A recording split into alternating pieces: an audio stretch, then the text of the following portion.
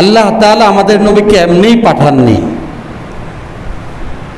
আবার তার প্রিয় খলিল ইব্রাহিম আলাইহিস সালামের মাধ্যমে দোয়া করিয়েছেন। ওই দোয়া কবুলের ফসল হলো আমাদের প্রিয় নবী হযরত ইব্রাহিম খলিলুল্লাহ আলাইহিস সালাম যখন আল্লাহর ঘর বাইতুল্লাহ নির্মাণ করেন, নির্মাণের পরে আল্লাহকে বলেন, আল্লাহ ঘর তো নির্মাণ হলো, কিন্তু এই ঘরের একজন তো পরিচালক দরকার, একজন তো এর রক্ষণাবেক্ষণকারী দরকার, যিনি আপনার ঘরের থেকে ঘরের পরিচালক হয়ে সারা দুনিয়ার সমস্ত মানুষের পরিচালক হবে, যিনি আপনার দেওয়া পয়গাম, আপনার দেওয়া বাণী, আপনার দেওয়া বার্তা সমস্ত মানুষের কাছে পৌঁছাবেন, যিনি সারা গোটা দুনিয়ার নবী এবং রাসূল হবেন, যিনি সমস্ত মানুষের হেদায়েতের এবং পরকালের মুক্তির রাহবার হবেন, এমন একজন শ্রেষ্ঠ নবী এবং রাসূল তো দরকার, যাকে আপনি সর্বশেষে পাঠাবেন। হযরত ইব্রাহিম আলাইহিস সালাম আল্লাহর ঘর নির্মাণ করে আল্লাহর কাছে দোয়া করছেন, রব্বানা ওয়াবআথ ফীহিম রাসূলা, আল্লাহ আপনি এই ঘরের জন্য তাদের মধ্য থেকেই, এই ঘরের আশপাশের বংশধর তাদের মধ্য থেকেই একজন নবী পাঠান, রাসূলা একজন রাসূল পাঠান, ইয়াতলু আলাইহিম আয়াতি, যিনি তাদের কাছে আপনার আয়াত, আপনার বাণী পড়ে পড়ে শোনাবেন এবং তাদেরকে পরিশুদ্ধ করবেন। ওয়ায়ুআল্লিমুহুমুল কিতাব ওয়াল হিকমা, আপনার কিতাব শিক্ষা দিবেন, আপনার দেওয়া বাণীগুলো যিনি শিক্ষা দিবেন, যিনি মানুষকে পরিশুদ্ধ করে এই মানুষগুলোকে জান্নাতের উপযুক্ত বানাবেন। আল্লাহ এমন একজন নবী, এমন একজন এই ঘরের পরিচালক আপনি পাঠিয়ে দেন। সুবহানাল্লাহ। ইব্রাহিম খলিলুল্লাহ দোয়া করলেন, আর ওই দোয়া আল্লাহ কবুল করে তারপরে আমাদের প্রিয় নবী মুহাম্মদুর রাসূলুল্লাহ সাল্লাল্লাহু আলাইহি ওয়াসাল্লামকে আল্লাহ পাক পাঠালেন। দোয়া করিয়েছেন তার একজন প্রিয় মানুষের মাধ্যমে, ওই দোয়া আল্লাহ নিজে কবুল করে তারপর তার প্রিয় হাবিব শ্রেষ্ঠ রাসূলকে দুনিয়াতে পাঠিয়েছেন। সুবহান। আবার প্রিয় নবীজির আগে যেই নবী আল্লাহ পাক দুনিয়াতে পাঠিয়েছেন হযরত ঈসা আলাইহিস সালাম, তার মাধ্যমে আল্লাহ পাক ঘোষণাও করিয়েছেন যে ও ঈসা, ও আমার নবী, আপনি আমার সর্বশ্রেষ্ঠ প্রেরিত রাসূল, আমার সবচেয়ে প্রিয় হাবিব, যিনি দুনিয়াতে আসবেন তার আগমনের ঘোষণা দিয়ে দেন। আল্লাহ কোরআনে বলেছেন সূরা সফের মধ্যে, ওয়াইদ ক্বালা ঈসা ইবনু মারইয়ামা ইয়া বনি ইসরাঈল, যখন ঈসা আলাইহিস সালাম তার কওমকে বললেন, ইয়া বনি ইসরাঈল, হে বনি ইসরাঈল, ইন্নী রাসূলুল্লাহি ইলাইকুম, নিশ্চয়ই আমি তোমাদের নিকট প্রেরিত রাসূল, মুসাদ্দিকাল লিমা বাইনা ইয়াদাইয়া মিনাত তাওরাহ, আমি সত্যায়ন করছি আমার সামনে যেই কিতাব তাওরাত আছে, এই তাওরাত কিতাবের, ওয়া মুবাশশিরাম বিরাসূল, এবং এমন একজন রাসূলের সুসংবাদ তোমাদেরকে দিচ্ছি, ইয়াতি মিন বা'দি ইসমুহু আহমদ, যিনি আমার পরে আসবেন এবং তার নাম হবে আহমদ। তার নাম হবে কি? এজন্য আমাদের প্রিয় নবীর আরেক নাম কি বলেন? আহমদ। আমাদের প্রিয় নবীর আরেক নাম হলো আহমদ। মুহাম্মদ নামের অর্থ হলো যিনি প্রশংসিত, যিনি কি? প্রশংসিত, যার প্রশংসা করা হয়েছে। আর আহমদ শব্দের অর্থ হলো যিনি অধিক প্রশংসাকারী। কার প্রশংসাকারী? আল্লাহর প্রশংসাকারী। প্রিয় নবীর আরেকটা নাম আছে হামিদ, মানে শুধু প্রশংসাকারী। আর আহমদ শব্দের অর্থ যিনি আল্লাহর শুধু প্রশংসাকারী না, অধিক প্রশংসাকারী। সুবহানাল্লাহ। তাহলে প্রিয় নবী দুনিয়াতে আগমনের জন্য আল্লাহ আগে তার প্রিয় খলিলের মাধ্যমে দোয়া করিয়েছেন, আবার আরেক নবী ঈসা আলাইহিস সালামের মাধ্যমে ঘোষণা করিয়েছেন। এরপরে আল্লাহ তাআলা প্রিয় নবীকে দুনিয়াতে পাঠিয়েছেন। আল্লাহ তাআলা রূহের জগতে সারা দুনিয়ার সমস্ত মানুষের রূহগুলোকে একত্রিত করেছিলেন। রূহের জগতে সমস্ত রূহগুলো রূহের জগতে একত্রিত হয়ে থাকত। আল্লাহ তাআলা এই সমস্ত রূহগুলোর একবার কনফারেন্স করেছিলেন, একটা ইজতেমা করেছেন, ইজতেমাউল আরওয়াহ, অর্থাৎ রূহ কনফারেন্স, যেখানে সমস্ত মানুষের রূহ ছিল একসাথে, নবী রাসূলদের রূহও ছিল, এবং সারা দুনিয়াতে আগত সমস্ত মানুষের রূহ, শুরু থেকে শেষ পর্যন্ত কিয়ামত পর্যন্ত যত মানুষ আসবে, সমস্ত মানুষের যত রূহ আছে, এই সমস্ত রূহগুলোর কনফারেন্স আল্লাহ করেছিলেন। করে আল্লাহ পাক সকলের কাছ থেকে একটা ওয়াদা নিয়েছেন যে আলাস্তু বিরব্বিকুম, আমি কি তোমাদের রব নই? তোমরা কি স্বীকৃতি দাও যে আমি কি তোমাদের রব নই? সমস্ত রূহগুলো একসাথে উত্তর দিয়েছে ক্বালু বালা। কোরআনে আল্লাহ বলেছেন, সমস্ত রূহগুলো বলেছে হ্যাঁ অবশ্যই আপনি আমাদের রব। দ্বিতীয় আরেকটা প্রশ্ন করেছেন, আমি যে তোমাদের রব, আমার হুকুমগুলো দুনিয়াতে তোমরা কি পালন করবে? সমস্ত রূহগুলো জবাব দিয়েছিল যে হ্যাঁ অবশ্যই আপনার হুকুম আমরা পালন করব। এরপরে তৃতীয় আরেকটা প্রশ্ন করেছেন, আরেকটা ওয়াদা সমস্ত রূহ থেকে নিয়েছেন, সেটা হলো যে তোমরা কি আমার প্রেরিত রাসূলের আনুগত্য করবে? তখন সমস্ত রূহ একসাথে বলেছে হ্যাঁ অবশ্যই আপনার প্রেরিত রাসূলের আনুগত্য আমরা অবশ্যই করব। তো যারাই দুনিয়াতে আসার পরে আল্লাহর প্রতি ঈমান এনেছে, রাসূলের কথা মেনেছে, তারা মুমিন, তারা নবীর আশিক, নবীর প্রকৃত উম্মত।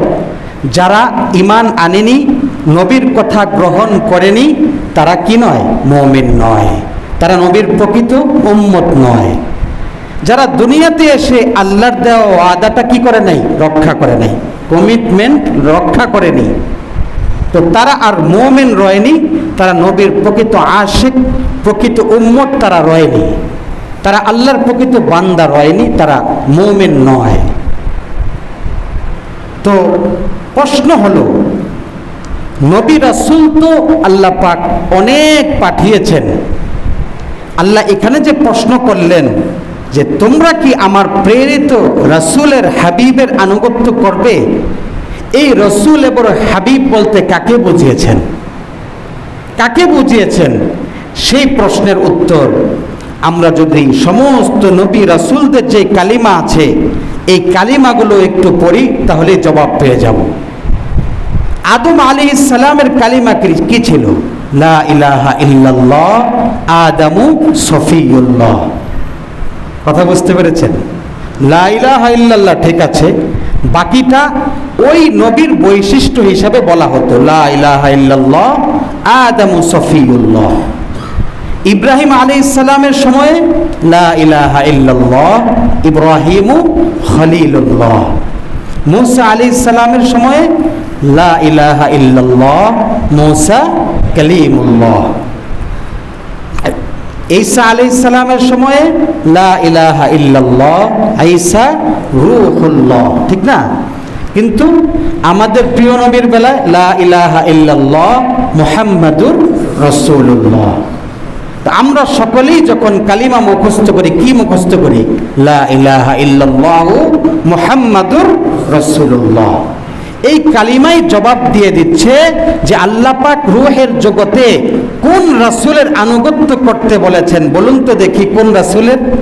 মুহাম্মাদুর রাসূলুল্লাহ সাল্লাল্লাহু আলাইহি ওয়াসাল্লামের আনুগত্যের কথা বলেছেন। মানে সর্বশেষ নবী, শ্রেষ্ঠ নবী, তার আনুগত্যের কথাই আল্লাহ রূহের জগতে বলেছেন। অর্থাৎ আমার সর্বশেষ নবী, তিনি শ্রেষ্ঠ, তিনি সকল নবীদের সর্দার, সকল রাসূলের সর্দার, এবং তার মাধ্যমেই আমার দুনিয়াতে প্রেরিত বার্তার সমাপ্তি ঘটবে এবং তিনি আমার দিনকে পূর্ণাঙ্গ করে দেবেন। তিনি পূর্ণাঙ্গ নবী, শ্রেষ্ঠ নবী। সুবহানাল্লাহ।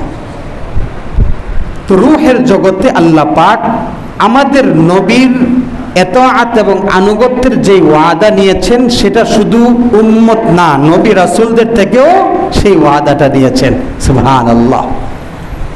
আল্লাহ তাআলা আমাদের প্রিয় নবীকে এত বেশি মর্যাদা দিয়েছেন। দেখেন, হযরত দানিয়াল আলাইহিস সালাম একজন নবী ছিলেন।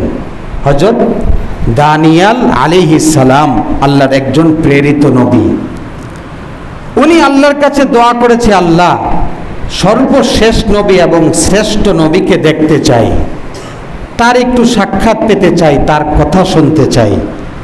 আল্লাহ তাআলা বললেন, নবী, তিনি সর্বশ্রেষ্ঠ নবী, দুনিয়ার প্রধান অতিথি, প্রধান মেহমান, কুল কায়নাতের শ্রেষ্ঠ সৃষ্টি আমার, তো তাকে আগে দেখানো যাবে না। সুবহানাল্লাহ। আগে কি করা যাবে না? দেখানো যাবে না।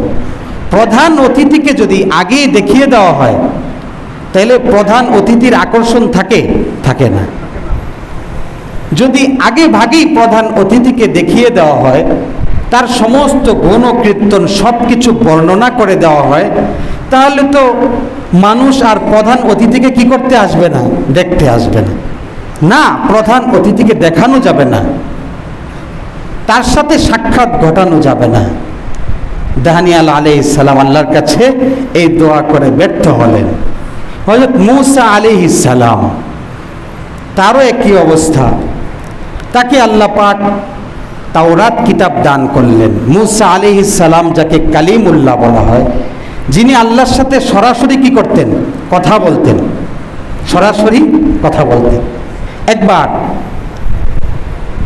আল্লাহ তাআলার সাথে কথা হচ্ছে, আল্লাহ তাআলা মূসা কালিমুল্লাহকে প্রিয় নবীর সমস্ত গুণ কীর্তন বলছেন।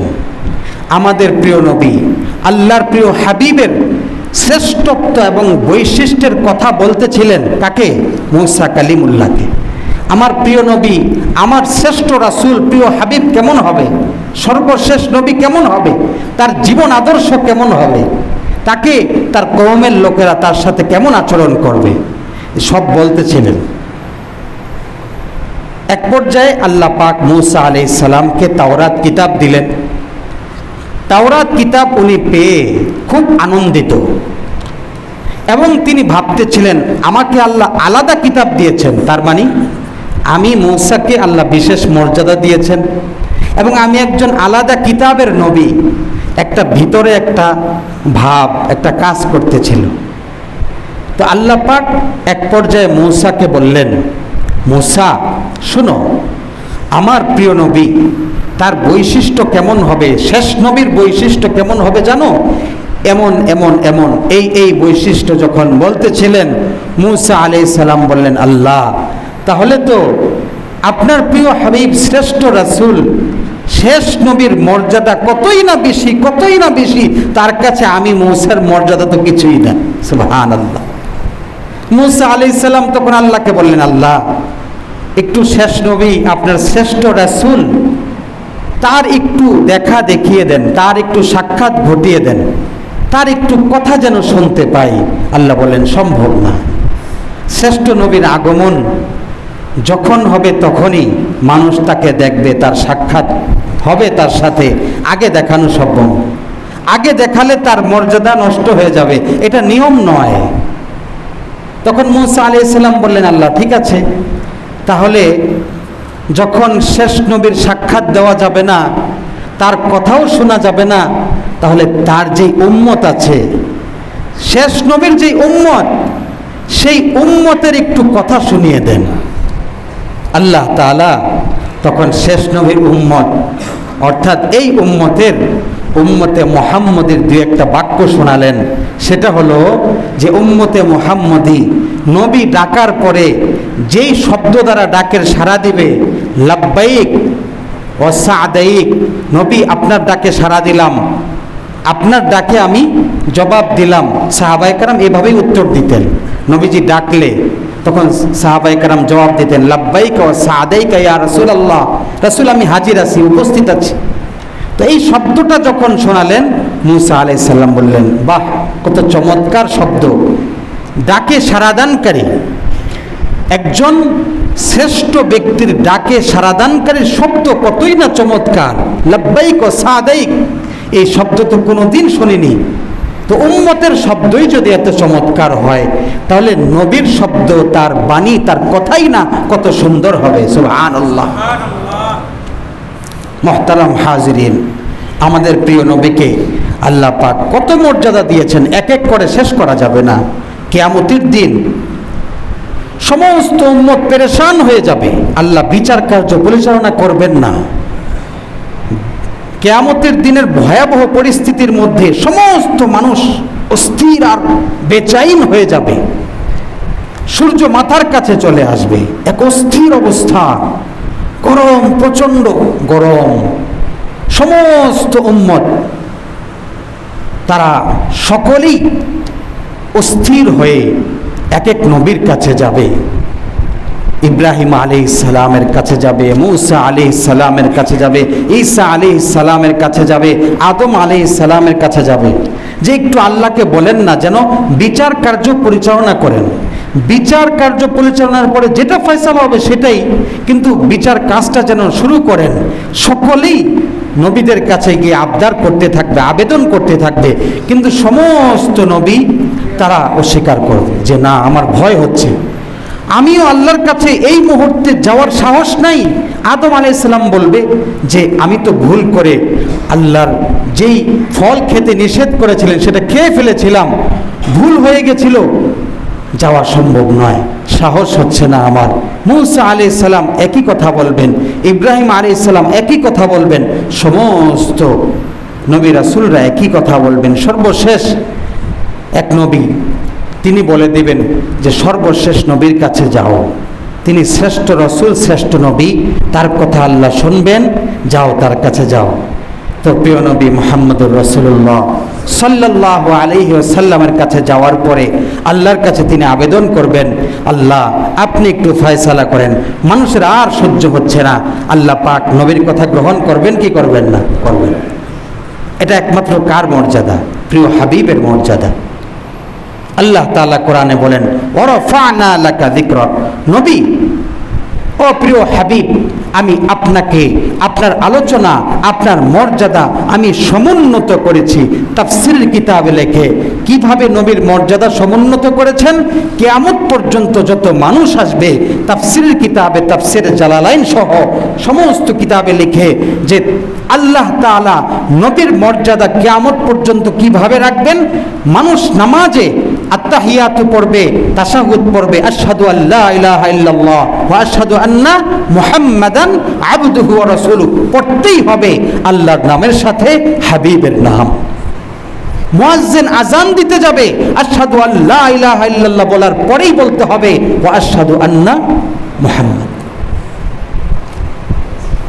নবীর নাম বলতেই হবে, আল্লাহর নামের পরে নবীর নাম বলতে হবে। ইকামত দিতে গেলে তখনও আল্লাহর নামের সাথে নবীর নাম বলতে হবে। তারপরে দুরূদ পড়তে হবে, মানুষ দুরূদ পড়বে, আল্লাহর হাবিবের নাম নিয়ে দুরূদ পড়তে থাকবে। মানুষ যখনই কালিমা পড়বে, কালিমার মধ্যে আল্লাহর নামের সাথে নবীর নাম জপতে থাকবে। নবী ওয়ারাফা'না লাকা যিকরাক, আমি আপনার মর্যাদা কিয়ামত পর্যন্ত সমুন্নত করতেই থাকবো, করতেই থাকবো। সুবহানাল্লাহ।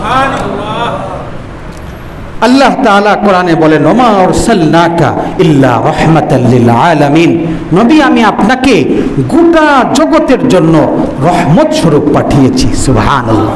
রহমত, আপনি পশুর জন্য রহমত, পাখির জন্য রহমত, আপনি মানুষের জন্য রহমত, জিন জাতির জন্য রহমত, কুল কায়নাতের জন্য আমি হাবিব আপনাকে রহমত বানিয়েছি।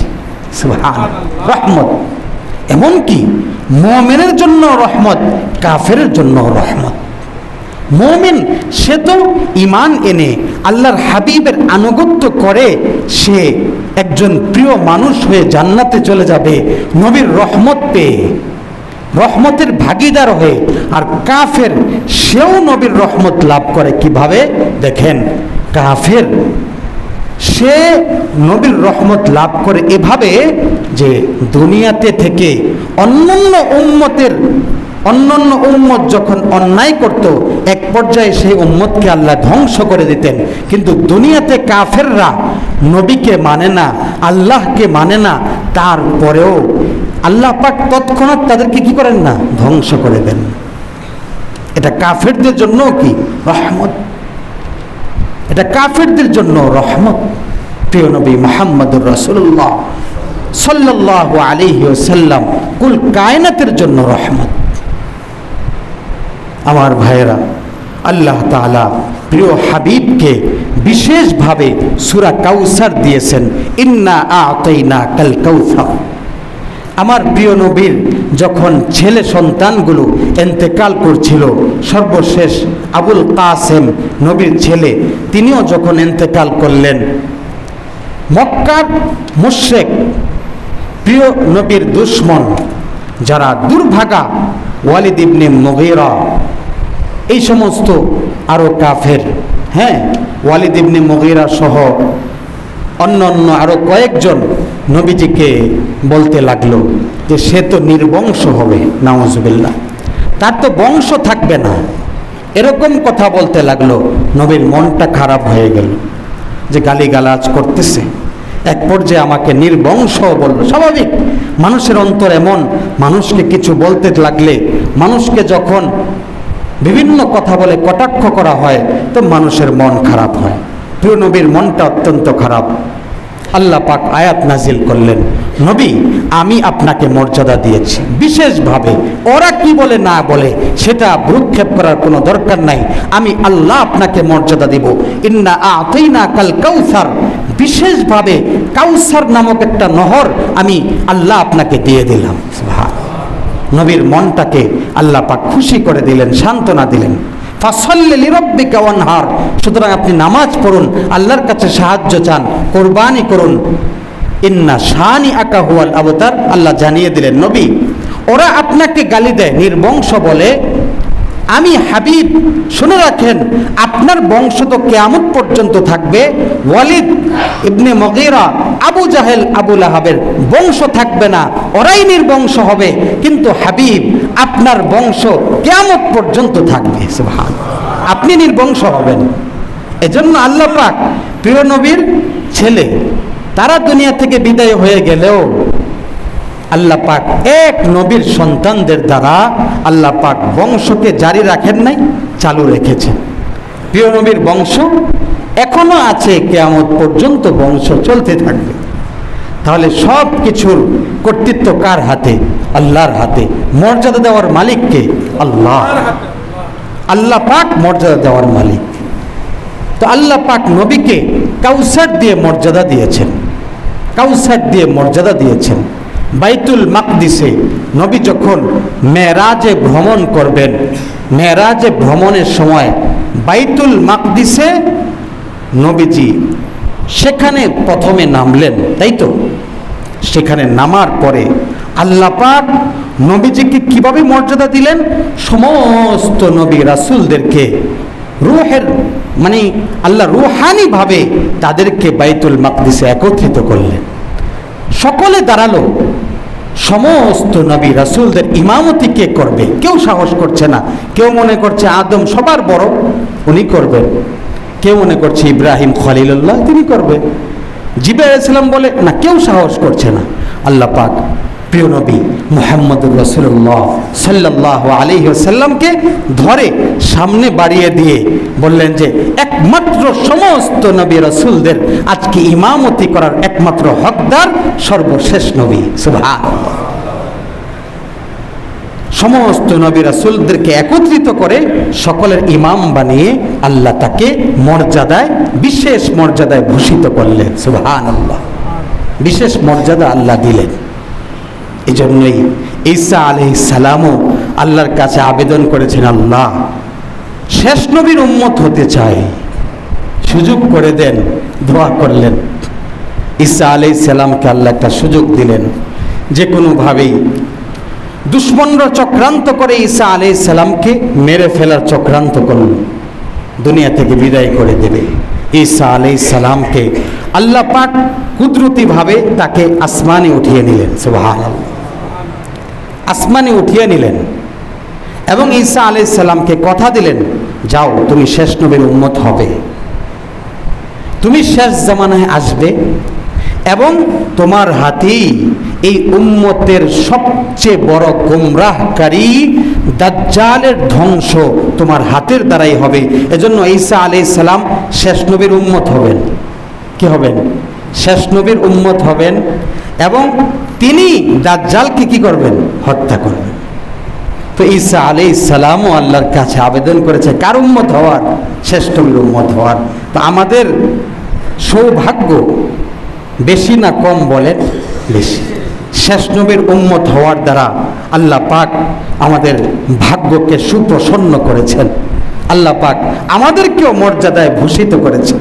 শেষ উম্মতের মর্যাদাও বেশি, কারণ এই শেষ উম্মত সমস্ত উম্মতের আগে জান্নাতে প্রবেশ করবে। সুবহানাল্লাহ। আল্লাহ পাক সূরা হজের মধ্যে বলেছেন, হুয়া সাম্মাকুমুল মুসলিমিন মিন ক্বাবলু ওয়া ফি হাযা লিয়াকুনার রাসূলু শাহীদান আলাইকুম ওয়া তাকুনু শুহাদা আলান নাস। লিতাকুনার রাসূলু শাহীদান আলাইকুম, তোমাদের রাসূল তোমাদের সাক্ষীদাতা হবে। ওয়া তাকুনু শুহাদা আলান নাস, আর শেষ নবীর উম্মত তোমরা পূর্ববর্তী সমস্ত মানুষের সাক্ষীদাতা হবে। কিভাবে?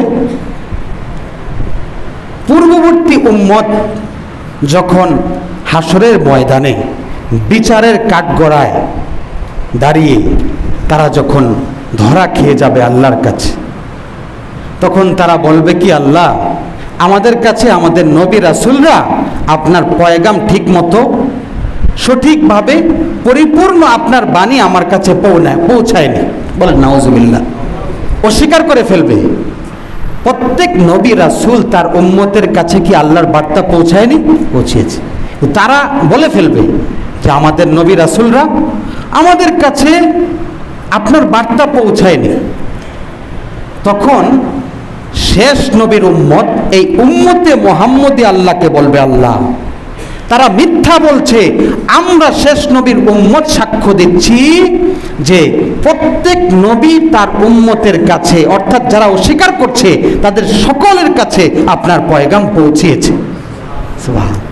শেষ নবীর উম্মত সমস্ত নবী রাসূলদের ব্যাপারে সাক্ষ্য দিবে। তখন আল্লাহ জিজ্ঞাসা করবেন, তোমরা জানলা কিভাবে? তখন শেষ নবীর উম্মত উম্মতে মুহাম্মদী বলবে যে আমরা জানতে পেরেছি আমাদের নবীর মাধ্যমে। আমাদের নবী আমাদের কাছে এই কথা পৌঁছিয়েছেন, বলেছেন যে পূর্ববর্তী সমস্ত নবী রাসূল তারা যথাযথভাবে নূহ আলাইহিস সালাম 1-2 বছর না 950 বছর আপনার পয়গাম শুধু পৌঁছিয়েছে, কেউ এর মধ্যে কোনো ত্রুটি করে নাই। আমাদের হাবিব, আপনার প্রিয় হাবিব আমাদের কাছে এই সংবাদ পৌঁছেছে, তার মানে এর মধ্যে বিন্দুমাত্র সন্দেহ নেই। তাহলে শেষ নবীর উম্মত তারা নবী রাসূলদের ব্যাপারে সাক্ষ্য দিবে। এখানেও আল্লাহ পাক শেষ নবীর উম্মতকে মর্যাদায় ভূষিত করেন নাই? করেছেন, মর্যাদায় ভূষিত করেছেন। আমার ভাইরা, আশ্চর্য হবেন আল্লাহ পাক এই উম্মতকে শেষ নবীর সাথে সাথে আল্লাহ পাক এই উম্মতকেও কিভাবে মর্যাদা দিয়েছেন দেখেন। পূর্ববর্তী সমস্ত উম্মত যারা জাহান্নামী হবে তাদেরকে আল্লাহ পাক অত্যন্ত কঠিনভাবে পাকড়াও করবেন। জাহান্নামে ফেলার সময় তাদের হাতে হাতকড়া পরানো হবে, গলায় বেড়ি পরানো হবে, পায়ে ডান্ডা বেড়ি পরিয়ে অত্যন্ত নিকৃষ্টভাবে জাহান্নামে নিক্ষেপ করা হবে। কিন্তু সর্বশেষ উম্মত সে জাহান্নামী হলেও তাকে হাতকড়া পরানো হবে না, গলায় বেড়ি পরানো হবে না, পায়ে ডান্ডা বেড়ি পরানো হবে না। উম্মতে মুহাম্মদী, এই উম্মতে মুহাম্মদীকে জাহান্নামে ফেলার সময়ও এই মর্যাদাটা আল্লাহ দিবেন। সুবহানাল্লাহ। এবং জাহান্নামের তলদেশে পূর্ববর্তী উম্মত যারা জাহান্নামী হবে, নিকৃষ্টভাবে ফেলিয়ে দেওয়া হবে। কিন্তু উম্মতে মুহাম্মদীকে এই ডান্ডা বেরি, আপনার হাত করা, এগুলো পড়ানো ছাড়া আস্তে আস্তে জাহান্নামে নিক্ষেপ করা হবে। এটাও কি মর্যাদা নয়? এটাও মর্যাদা, এটাও মর্যাদা। আমার ভাইয়েরা, আল্লাহ পাক আমাদের নবীর পাশাপাশি উম্মতে মুহাম্মদীকেও বিশেষ মর্যাদা দিয়েছেন।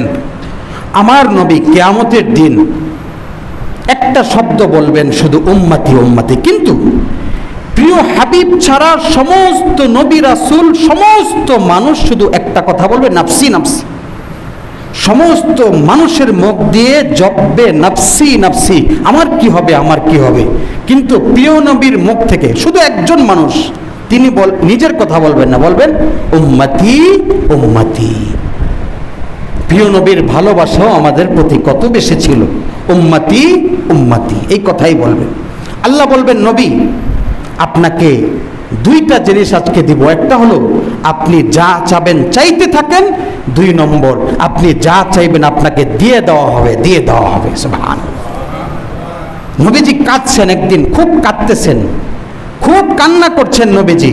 জিবরাইল আলাইহিস সালাম আসলেন, এসে বলছেন, নবী কাঁদছেন কেন? নবী বলছেন, আমার উম্মতের কি হবে, যদি জাহান্নামে যায় আমার সহ্য হবে না। আমার নবীজির সারা জীবন শুধু পেরেশানি এটাই ছিল, উম্মতের কি হবে। এমনকি এখনো রওজায় শুয়ে নবীর এটাই চিন্তা, হাসরের ময়দানেও এটা চিন্তা থাকবে, আমার হাবিবের কি হবে। তো জিবরাইল আলাইহিস সালাম জিজ্ঞাসা করছেন, কাঁদছেন কেন? নবী বলছেন যে কাঁদছি উম্মতের জন্য, উম্মতের কি হবে। তখন জিবরাইল আলাইহিস সালাম আল্লাহর পক্ষ থেকে সুসংবাদ আনলেন যে নবী, আল্লাহ বলেছেন আপনার উম্মতের 70,000 এমনি আল্লাহ জান্নাতে দিয়ে দেবেন। সুবহানাল্লাহ, বিনা হিসাবে। নবী কাঁদছেন, নবীর কান্না বন্ধ হচ্ছে না। জিবরাইল আলাইহিস সালাম বললেন, নবী মনে হয় আপনি খুশি হতে পারেন নাই। নবী বললেন, খুশি হব কেমনে, 70,000 মাত্র, আমার সাহাবী তো আছে লক্ষাধিক, 70,000 দিলে আমি খুশি হব কেমনে। তখন জিবরাইল আলাইহিস সালাম বললেন, হক কথা তো ঠিক। আল্লাহর কাছে গিয়েছে আবার, আল্লাহ আপনার হাবিবের কান্না তো থামে না, 70,000-এ উনি সন্তুষ্ট না। আল্লাহ বললেন, যাও, আমার হাবিবের কান্না আমার কাছে সহ্য হয় না। সুবহানাল্লাহ। গিয়ে বলো 70,000-এর প্রত্যেকের সাথে আরো 70,000 নাম লিখে দেওয়া হলো। সুবহানাল্লাহ। 70,000-এর প্রত্যেকের নামের সাথে আরো 70,000 আমি নাম লিখে রেখেছি। হিসাব করলে দেখা যায় 490 কোটি। কত কোটি? 490 কোটি। বর্তমানে সারা দুনিয়ায় মুসলমান ইমানদার আছে 200 কোটির কিছু বেশি। আচ্ছা, নবীর যুগ থেকে কিয়ামত পর্যন্ত শুধু 490 কোটি, হাজার হাজার কোটি হবে না? তো এই পরিমাণের ভিতরে বিনা হিসাবে আল্লাহ পাক জান্নাতের ফয়সালা করবেন কত? 490 কোটি। তাহলে আমরা এর যোগ্য হতে পেরেছি কিনা? উম্মতে মুহাম্মদী, প্রকৃত উম্মতে মুহাম্মদী তো হতে হবে জান্নাতে যাওয়ার জন্য, এই যোগ্যতা তো তৈরি করতে হবে। এজন্য প্রিয় নবীর প্রকৃত উম্মত হিসেবে গড়ে তোলার জন্য, কিয়ামতের দিন নবীর সুপারিশ পাওয়ার জন্য এবং প্রিয় নবীর মুচকি হাসিটা পাওয়ার জন্য, হাউজে কাউসারের পানি পাওয়ার জন্য, প্রিয় নবীর মর্যাদাটা কিয়ামতের দিন যাতে আমি রক্ষা করতে পারি আমার নবীর উম্মত হিসাবে, সেজন্য আমাকে যোগ্যতা অর্জন করতে হবে প্রিয় নবীর প্রকৃত উম্মত হওয়ার। তার সম্পূর্ণ অনুসরণের মাধ্যমে আমি আমার সন্তানকে, আমাকে, সকলকে প্রিয় নবীর আদর্শ এক একটা করে শিক্ষা দেওয়া জরুরি কি জরুরি না বলেন? জরুরি। এজন্য মুসলমানদের শিক্ষা ব্যবস্থায় প্রিয় নবীর আদর্শের বিষয় থাকবে না, এটা কোনোদিন হতে পারে না। শিক্ষা ব্যবস্থার ভিতরে, জাতীয় শিক্ষা ব্যবস্থায় নবীর আদর্শের কতটুকু অংশ দেওয়া হয়েছে না দিয়ে, বরং বছর বছর বছর বছর নবীর জীবনের এক একটা অংশকে কেটে দেওয়া হয়েছে। নবীর জীবনের যেই বিদায় হজের ভাষণ সেটাও কেটে দেওয়া হয়েছে। এটা কিসের ইঙ্গিত বোঝায়? এটা বোঝায় যে মুসলমানদের সন্তান থেকে নবীর আদর্শকে যেন উঠিয়ে দেওয়া যায়। এটা ধ্বংস, এটা চক্রান্ত ষড়যন্ত্র। শুধু জুলুমই ছিল না, তাদের টার্গেট ছিল এই উম্মত থেকে ইসলাম উঠিয়ে দেওয়া, ইসলাম ধ্বংস, এটা ছিল তাদের টার্গেট। মনে রাখতে হবে, আজকে জাতীয় বিশ্ববিদ্যালয়, ঢাকা বিশ্ববিদ্যালয়ের মসজিদের মাইকে আজান হয়, আজান বন্ধ করে দেওয়া হয়েছে। কোন দেশে বাস করেছিলাম আমরা? আজান শোনা যেত না, আজকে আজান শোনা যায়। আজও শিল্পকলা একাডেমির যে বর্তমান পরিচালক, সে বলে 2024 সালে এসে মুসলিম মেয়েরা কেন নেকাব পরবে? কত বড় গণ্ডমূর্খ, ইসলাম বিদ্বেষী এই কথা বলতে পারে। নারীরা নেকাব পরা, বোরকা পরা কি নবীর আদর্শ নয়? কোন মুখে এই কথা বলে যেই দেশে 90% মুসলমান? অবশ্যই এই সমস্ত মানুষ যারা আল্লাহর কোনো বিধানের ব্যাপারে, নবীর আদর্শের ব্যাপারে একটা কথা বলবে এর বিরুদ্ধে, অবশ্যই তাকে তৎক্ষণাৎ বয়কট করা মুসলমানদের দায়িত্ব হয়ে যাবে। কোনোভাবেই মুসলমানদের দেশে মুসলিম বিদ্বেষীদের অংশ, তাদের কোনো সুযোগ দেওয়া যাবে না। বাংলাদেশের মুসলমান সর্বক্ষেত্রে জান বাজি রেখে মুসলমানদের মাটিকে হেফাজত করেছে, ইসলামকে রক্ষা করেছে। নবীর আদর্শের প্রতিটা অংশ বাচ্চাদের দিলে বসিয়ে দেওয়া, এটা মুসলমানদের দায়িত্ব। কেন রবিউল আউয়াল মাস পুরাটা, কেন 1 ঘন্টা করে জাতীয় শিক্ষার মধ্যে 1 ঘন্টা করে নবীর আদর্শ পড়ানোটা কি অসম্ভব? কেন সম্ভব হয় না নবীর আদর্শকে পড়ানো? মুসলমানদের জন্য নবীর আদর্শের চেয়ে উত্তম আর কি হতে পারে? শিক্ষা কারিকুলামকে আস্তে আস্তে আস্তে আস্তে কাটতে এর মধ্যে নাস্তিক্যবাদ ঢুকিয়ে দেওয়া হয়েছে। নাস্তিক্যবাদ ঢুকিয়ে দেওয়া হয়েছে। কি চক্রান্ত ছিল তাদের? আল্লাহ হেফাজত করেন এই সমস্ত মুসলিম বিদ্বেষী থেকে, আল্লাহ দেশকে হেফাজত করেন। কি টার্গেট ছিল? মাথায় টুপি পরলে জঙ্গি হয়ে যায়।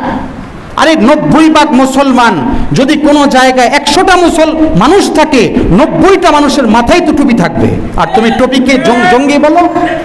কোন হিসাবে, কোন মুখে এই কথা বলো? এটা মনে রাখতে হবে।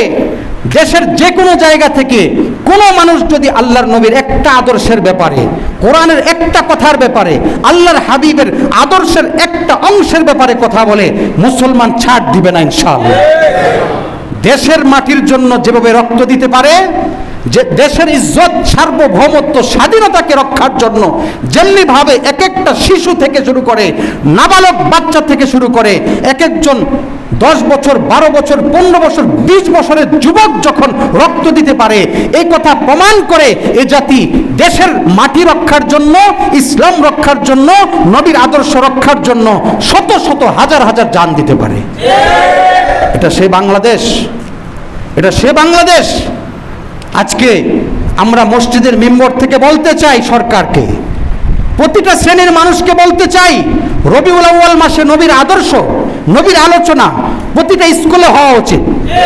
প্রতিটা মাঠে, গ্রামে গঞ্জে, পাড়ায় মহল্লায়, মসজিদে মসজিদে, রাস্তায় রাস্তায়, প্রতিটা জায়গায়, প্রতিটা ঘরে নবীর আদর্শ আলোচনা হওয়া দরকার। সরকার প্রধান তিনিও নবীর আলোচনা করবেন, তিনিও নবীর আদর্শ বলবেন। যেই নবীকে আল্লাহ পাক নেয়ামত হিসেবে সর্বশেষ এই উম্মতকে দিয়েছেন, গোটা কায়নাতের জন্য যিনি আদর্শ, একজন শুনানি মানুষ, আদর্শবান মানুষ, এর চেয়ে বড় নেয়ামতের আমাদের জন্য কিছু হতে পারে না, আর কিছু হতে পারে না। এত বড় সৌভাগ্যের বস্তু পেয়েও আমরা যদি এটাকে অবমূল্যায়ন করি, আফসুস। কোন এজেন্ডা বাস্তবায়ন করার ইচ্ছা ছিল? নবীর আদর্শ বই থেকে বাদ দিতে হবে? ইসলামী শিক্ষা সহ, ইসলাম ধর্মের যে বই আছে জাতীয় শিক্ষায়, সেই বই সহ অন্যান্য বইয়ের মধ্যেও নবীর আদর্শের এক একটা চ্যাপ্টার রাখা দরকার। বিদায় হজের ভাষণে নবীজির বার্তা কি ছিল? নবীর মক্কি জীবনে বার্তা কি ছিল? নবীর সমাজ পরিচালনার ক্ষেত্রে বার্তা কি ছিল? ইবাদতের ক্ষেত্রে, লেনদেনের ক্ষেত্রে নবীর বার্তা কি ছিল? মানুষের সাথে ব্যবহারের ক্ষেত্রে নবীর বার্তা কি ছিল? মানুষের সাথে আপনার আচার ব্যবহারের ক্ষেত্রে বার্তা কি ছিল? বিচার আদালতের ক্ষেত্রে বার্তা কি ছিল? দেশ পরিচালনার ক্ষেত্রে নবীর বার্তা কি ছিল? পূর্ণাঙ্গ না হলেও কিছু কিছু কিছু কিছু হলেও এই মুসলিম শিশুদেরকে প্রতিটা স্কুলে শিক্ষা দেওয়া এটা সরকার প্রধানের অতীব জরুরি দায়িত্ব। আল্লাহ পাক আমাদেরকে সহি বুঝার তৌফিক দান করেন। এই নিয়ামত যদি রক্ষা করতে না পারি, নবীকে কিয়ামতের দিন মুখ দেখাবো কিভাবে? মুসলমান দাবি তো করি, নবীর আদর্শ পড়ি না, বাস্তবায়ন করি না, পারলে নবীর বিরুদ্ধাচরণ করি, পারলে জাতীয় শিক্ষা কারিকুলাম থেকে নবীর আদর্শকে কেটে দেই। সম্ভব? এটা কোনোভাবেই মুসলমানরা মেনে নেবে না। মুসলমানদের বইয়ের মধ্যে নবীর জীবন চরিত্র যেমনি ভাবে থাকবে, খোলাফায়ে রাশিদিনের জীবন চরিত্র থাকতে হবে, সাহাবায়ে কেরামের জীবন চরিত্র থাকতে হবে। আল্লাহ পাক আমাদেরকে বোঝার তৌফিক দান করেন। নিয়ত করি আমরা এই রবিউল আউয়াল মাসে এক এক দিন নবীর এক একটা আদর্শ আমি 5 মিনিট হলেও পড়বো, পারবো তো ইনশাআল্লাহ? মার্কেটে বই পাওয়া যায় নবিয়ে রহমত, নাম কি বইয়ের বলেন? নবিয়ে রহমত। নবিয়ে রহমত একটা বই কিনবেন। তারপরে সিরাতে মুস্তাফা 3 খণ্ডের বই আছে, হযরত ইদ্রিস কান্দলবির। আমার কাছে সহযোগিতা নেবেন, বইটা কিনে নিয়ে আসবেন, 1 পৃষ্ঠা হলেও পড়বেন। নবী রহমত থেকে পড়বেন সিরাতে খাতামুল আম্বিয়া, প্রিয় নবীর জীবনী, ছোট একটা বই, এটা কিনে নেবেন, 50-60 টাকার বই। নবীর এই ভালোবেসে এই কিতাবকে অন্তরের বুকে ধারণ করবেন। আপনি প্রতিদিন 10 মিনিট হলেও বই থেকে পড়বেন, পারবেন তো ইনশাআল্লাহ? নবীর আদর্শকে সুন্দরভাবে লালন করব। 12ই রবিউল আউয়াল নবীর জন্মের দিনে নবীর এই জন্মকে পালন করার সঠিক পদ্ধতি হলো রোজা রাখা। কি রাখা? নবীজি এই দিনগুলোতে রোজা রাখতেন। আর যারা আজকে মিষ্টি খান, যারা আজকে ঢোল তবলা বাজান, আল্লাহর হাবিবকে কিভাবে চেহারা দেখাবেন সেই কথা মনে রাখতে হবে। যারা বিভিন্ন মিছিল করেন, আমাকে বলতে হবে যে এই মিছিল করে কোন সাহাবী নবীর জন্মদিবস পালন করেছেন। আপনি দেখান চরিত্র থেকে। নবীর দিবস পালন করতে হবে সেভাবেই সাহাবায়ে কেরাম যেভাবে পালন করেছেন। নবী তার জীবনে তার জন্মদিবস পালন করেছেন রোজার মাধ্যমে। আপনি রোজা রাখেন, এটা হবে নবীর জন্মদিবস পালনের সঠিক পদ্ধতি। আর যেগুলো যা করেন, মিষ্টি খাওয়া, তারপরে ঢোল তবলা, এগুলো নবীর জীবন চরিত্র, সাহাবায়ে কেরামের সমস্ত জীবন চরিত্র আপনি ঘেটে পাবেন কিনা আপনি দেখেন। সুতরাং পালন করার পদ্ধতি হলো রোজা পালনের মাধ্যমে। আল্লাহ পাক সহি বুঝার তৌফিক দান করেন। রবিউল আউয়াল মাসে নবীর আদর্শ আমরা পড়ব, লালন করব, জীবনে বাস্তবায়ন করব। রাজি আছি তো ইনশাআল্লাহ? সন্তানদেরকে নবীর আদর্শ পড়াতে রাজি আছি তো ইনশাআল্লাহ? আল্লাহ সকলকে সহি বুঝার তৌফিক দান করেন, আমিন। ওমা আলাইনা ইল্লাল বালাগ। যারা ক্বাবলাল জুমা 4 রাকাত সুন্নাত আদায় করেন সুবহানাল্লাহ।